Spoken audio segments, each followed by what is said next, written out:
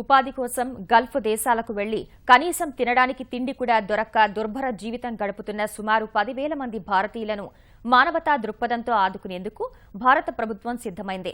ఈ మేరకు సౌదీ అరేబియాలో నివసిస్తున్న 30 లక్షల మంది భారతీయులు తమ వారి కోసం కలిసి రావాలని ట్విట్టర్ ద్వారా విదేశీ వ్యవహారాల మంత్రి సుష్మా స్వరాజ్ విజ్ఞప్తి చేశారు.